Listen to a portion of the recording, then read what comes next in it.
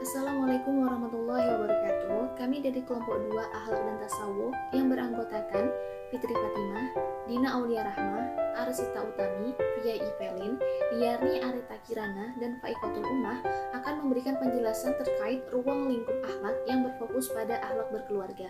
Berikut adalah penjelasannya. Ruang lingkup akhlak pada pembahasan akhlak berkeluarga.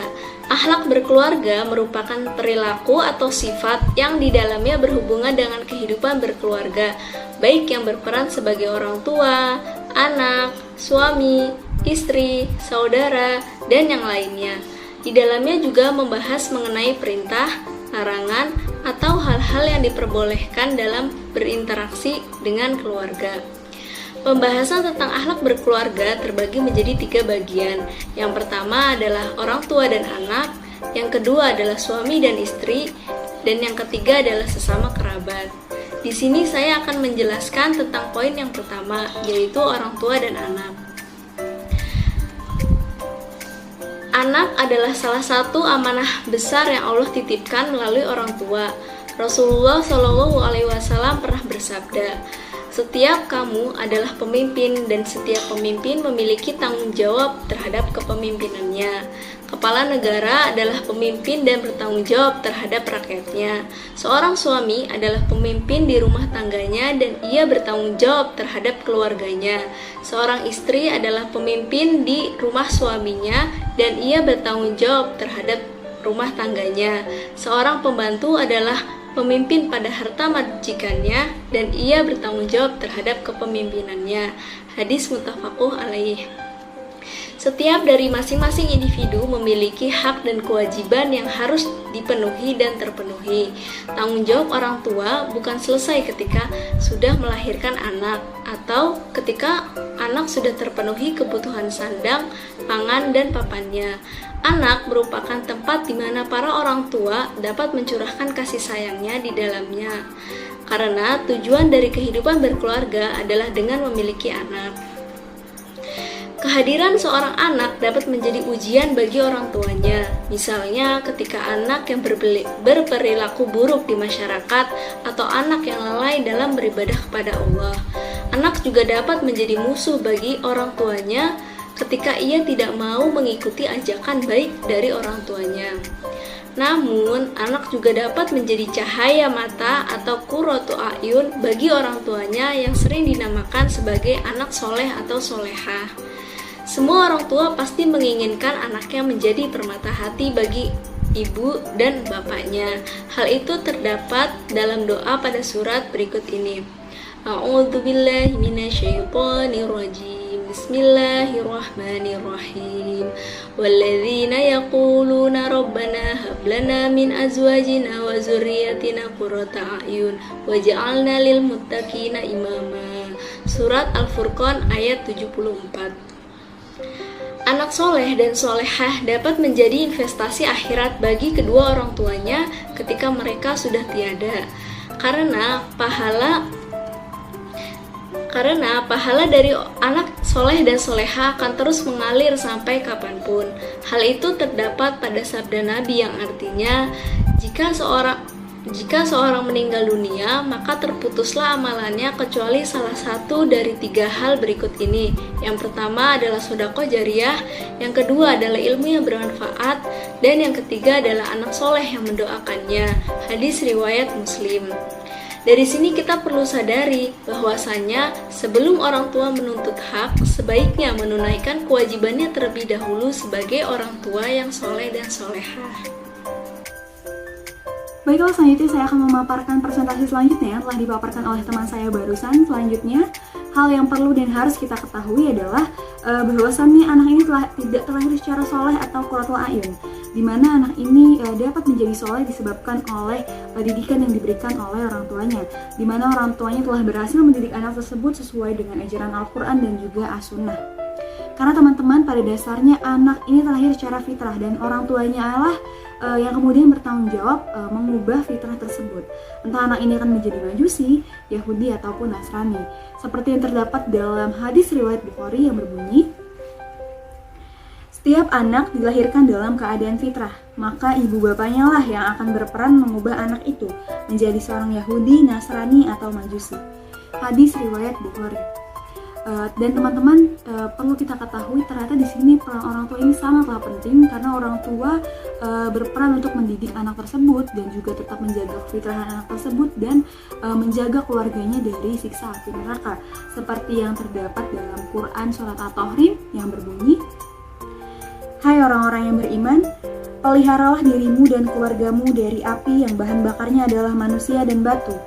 Penjaganya malaikat-malaikat yang kasar, keras, dan tidak mendurhakai Allah terhadap apa yang diperintahkannya kepada mereka dan selalu mengerjakan apa yang diperintahkannya." Quran surat At-Tahrim. Dengan demikian, pendidikan untuk anak itu sangat-sangatlah penting, baik pendidikan formal ataupun informal. Kita sebagai calon orang tua tentunya harus sudah mengetahui apa yang akan kita berikan kepada anak kita. Tentu saja bukan saat anak ini sudah lahir saja, namun kita harus sudah mengetahui pendidikan apa yang akan kita berikan saat kita ingin membangun rumah tangga. Mulai dari anak ini masih dalam kandungan hingga anak ini sudah besar. Seperti yang terdapat dan dikisahkan dalam Quran surat Al-Luqman, di mana Luqman merupakan seorang sosok hamba Allah Subhanahu wa taala yang sangat soleh dan takwa. Luqman ini telah berhasil mendidik anak-anaknya dan mendidik anak-anak ini dari berbagai aspek, yakni ada akidah, ibadah, akhlak, dan juga dakwah. Baiklah, selanjutnya ada pendidikan akidah yang dikisahkan dalam Quran surat Al-Luqman. Yang pertama adalah prinsip tauhid. Al-Quran mengabadikannya dalam Quran surat Al-Luqman yang berbunyi, "Dan ingatlah ketika Luqman berkata kepada anaknya di waktu ia memberi pelajaran kepada anaknya, Hai anakku, janganlah kamu mempersekutukan Allah, sesungguhnya mempersekutukan Allah adalah benar-benar kezaliman." Lalu selanjutnya, prinsipnya adalah bahwasannya segala sesuatu memiliki konsekuensinya masing-masing. Seperti yang terdapat dalam Quran surat Al-Luqman ayat 16, Luqman berkata, "Hai anakku, sesungguhnya jika ada sesuatu perbuatan seberat biji sawi dan berada dalam batu atau di langit atau di dalam bumi, niscaya Allah akan mendatangkan membalasnya. Sesungguhnya Allah Maha Halus lagi Maha Mengetahui." Lalu yang kedua ada pendidikan ibadah. Dalam hal ini, pendidikan ibadah tentu saja sangat-sangatlah penting, karena dalam sosok Luqman ini telah mengajarkan ibadah kepada anaknya sejak dini, seperti yang terdapat dalam Quran surat Al-Luqman ayat 17 yang berbunyi, "Hai anakku, dirikanlah sholat." Quran surat Al-Luqman ayat 17. Nah teman-teman, sebagaimana Rasulullah SAW juga mengajarkan untuk menekuni ibadah sholat sejak usia dini saat anak ini masih di usia 7 tahun, dan mulai mendirikan sanksi kepada anak tersebut jika anak tersebut tidak mau mendirikan sholat. Lalu yang ketiga adalah pendidikan dakwah. Dakwah berarti menyeru kepada kebaikan atau jalan Allah Subhanahu wa taala, maka dakwah merupakan nafas ajaran Islam, seperti yang terdapat dalam Quran surat Al-Luqman ayat 17 yang berbunyi, "Hai anakku, dirikanlah sholat dan suruhlah manusia mengerjakan yang baik dan cegahlah mereka dari perbuatan yang mungkar." Quran surat Al-Luqman ayat 17. Lalu selanjutnya yang keempat adalah pendidikan akhlak. Beberapa akhlak yang diajarkan, yang ini ada yang pertama ada sabar, yang seperti yang terdapat dalam Quran surat Al-Luqman yang berbunyi, "Dan bersabarlah terhadap apa yang menimpa kamu, sesungguhnya yang demikian itu termasuk hal-hal yang diwajibkan oleh Allah."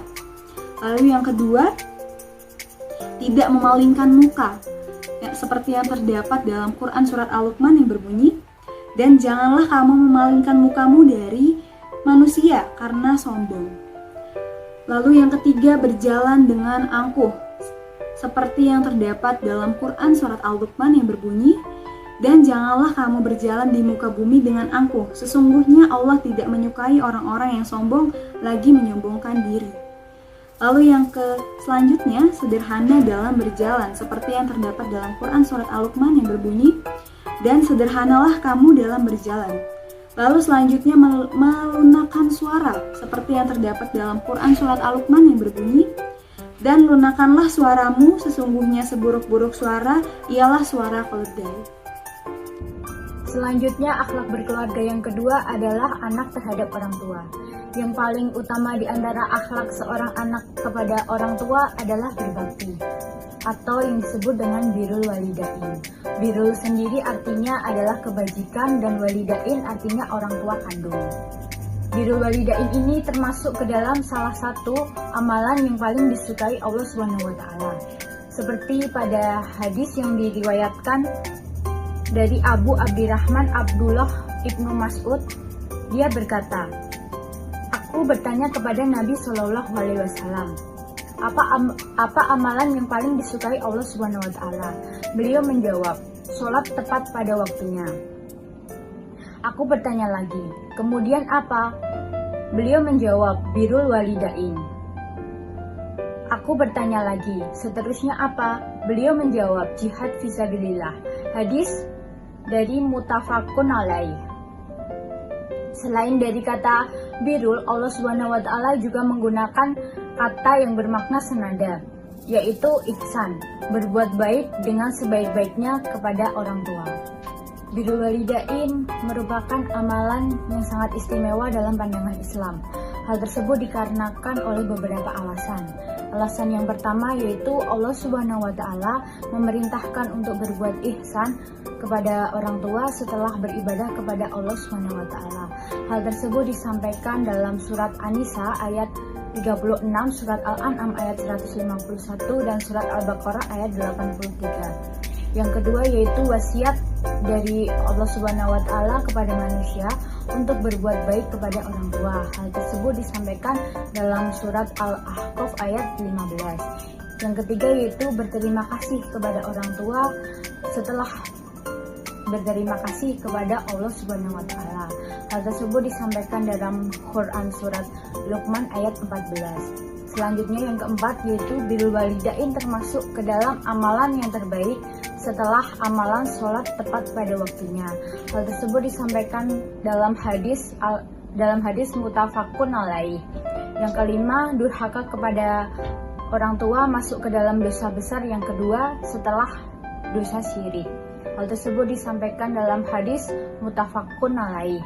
Yang terakhir atau yang keenam yaitu keindahan dan kemurkaan Allah Subhanahu wa Ta'ala sering dikaitkan dengan keindahan dan kemurkaan orang tua kepada anak. Hal tersebut disampaikan dalam hadis riwayat Tirmizi. Adapun cara mewujudkan birrul walidain seorang anak kepada orang tuanya. Yang pertama, mentaati orang tua baik yang berisi nasihat atau saran dari mereka dalam berbagai aspek kehidupan.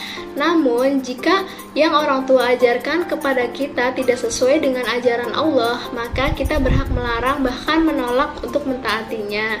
Yang kedua adalah menghormati dan memuliakan orang tua.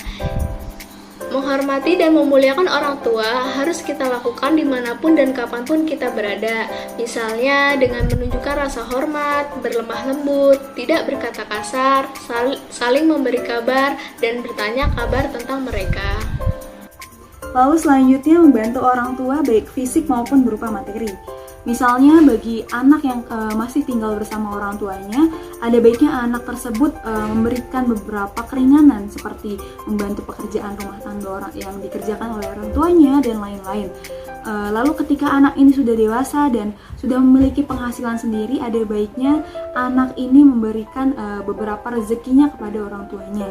Seperti yang terdapat dalam hadis riwayat Muslim yang berbunyi, "Tidak dapat seorang anak membalas budi kebaikan ayahnya kecuali jika mendapatkan ayahnya tertawan menjadi hamba sahaya kemudian ditebus dan dimerdekakan." Hadis riwayat Bukhari.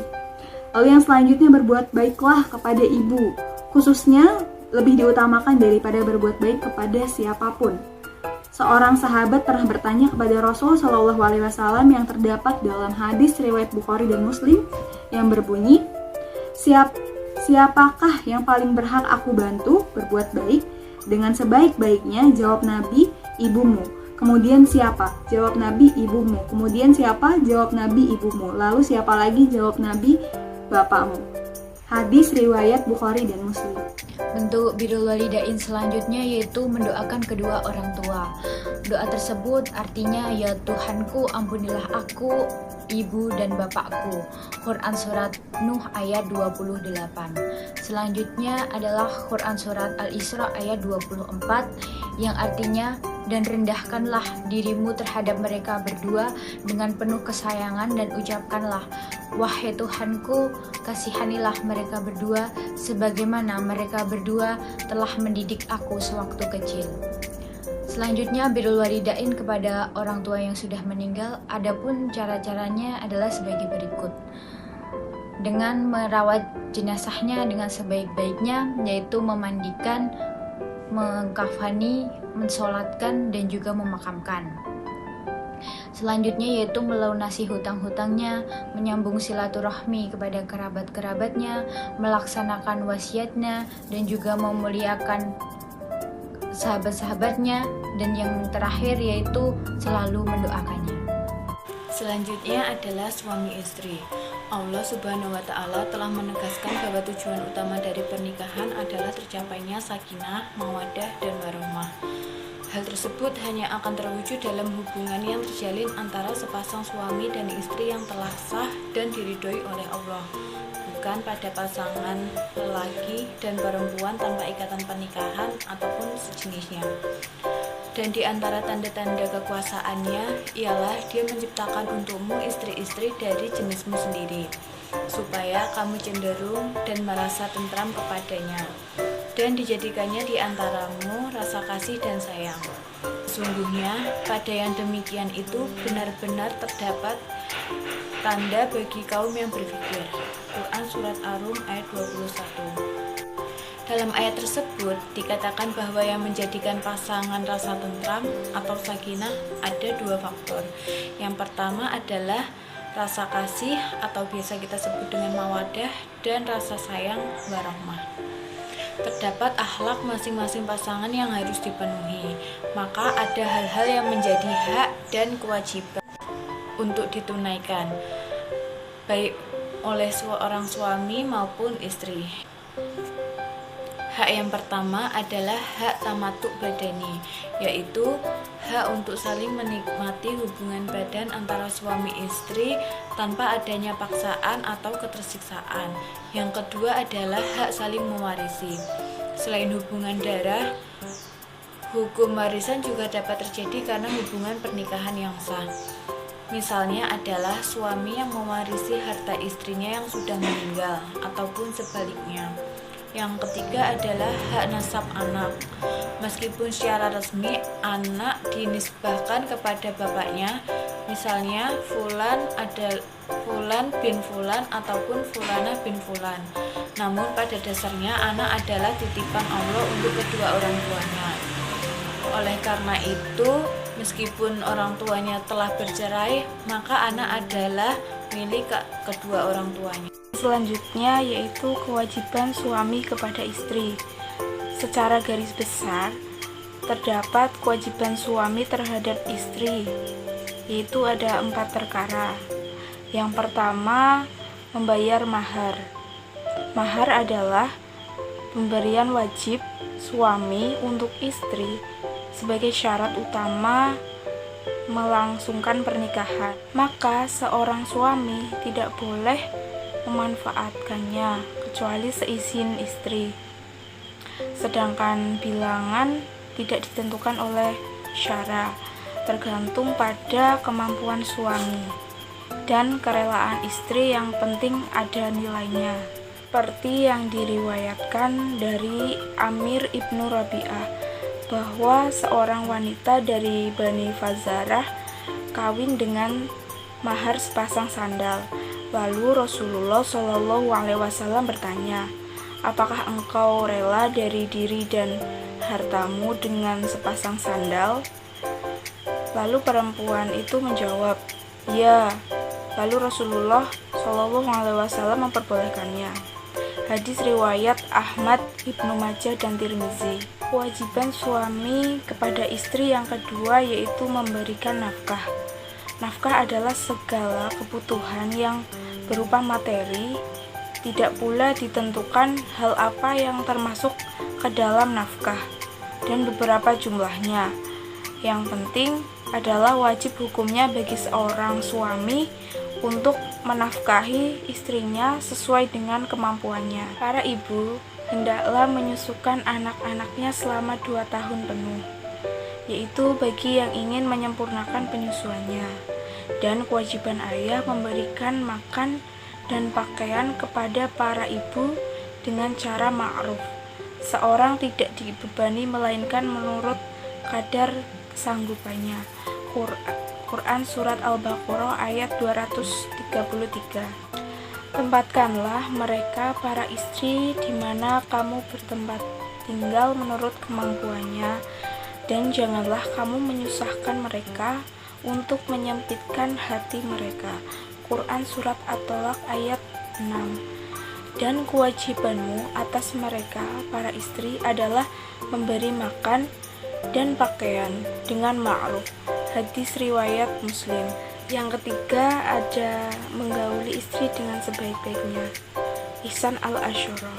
Islam tidak mengatur secara umum bagaimana berhubungan suami istri secara teknis. Namun prinsipnya adalah berbuat ihsan dengan sebaik-baiknya, tidak memaksakan, menyakiti, mencampakkan, dan lain sebagainya. Kewajiban suami yang selanjutnya adalah membimbing dan membina keagamaan istri. Seorang suami bertanggung jawab sepenuhnya terhadap istri termasuk dalam perihal keagamaan, termasuk dalam hal akidah, syariah, dan akhlaknya. Karena suami adalah pemimpin istri dan keluarganya, maka dari itu semua itu akan dipertanggungjawabkan kelak di hadapan Allah Subhanahu wa Ta'ala. Rasulullah Shallallahu Alaihi Wasallam bersabda, seorang suami adalah pemimpin di rumah tangganya dan dia bertanggung jawab terhadap keluarganya. Hadis muttafaqun 'alallah. Selain kewajiban suami kepada istri, begitupun sebaliknya, istri mempunyai kewajiban kepada suami. Secara garis besar, kewajiban istri terhadap suami ada 2 perkara. Yang pertama itu patuh pada suami. Disebutkan di atas tadi bahwa seorang suami adalah pemimpin dalam keluarganya yang bertanggung jawab penuh terhadap seluruh anggota keluarganya. Maka peran istri terhadap suami adalah mematuhi suami, sebagaimana rakyat mematuhi pemimpin atau anak-anak mematuhi kedua orang tuanya. Selama kepatuhan tersebut berada dalam koridor syariat Islam, tidak berseberangan dengan hukum dan ketentuan Allah Subhanahu wa Ta'ala dan Rasul-Nya. Begitu utamanya tugas ini, hingga Aisyah radhiyallahu anha pernah bertanya kepada Rasulullah Shallallahu Alaihi Wasallam tentang orang yang paling berhak dipatuhi oleh seorang istri. Rasulullah Shallallahu Alaihi Wasallam menjawab, suaminya. Hadis riwayat Hakim. Dalam kesempatan lain, Rasulullah Shallallahu Alaihi Wasallam bersabda, kalau aku boleh memerintahkan seorang sujud kepada seorang, tentu aku akan perintahkan seorang istri untuk sujud kepada suaminya. Hadis riwayat Tirmizi. Perlu dipahami bahwa segala ketaatan seorang istri kepada suami adalah sebatas ketaatan manusia dengan manusia lainnya yang bermuara kepada ketaatan Allah Subhanahu wa Ta'ala.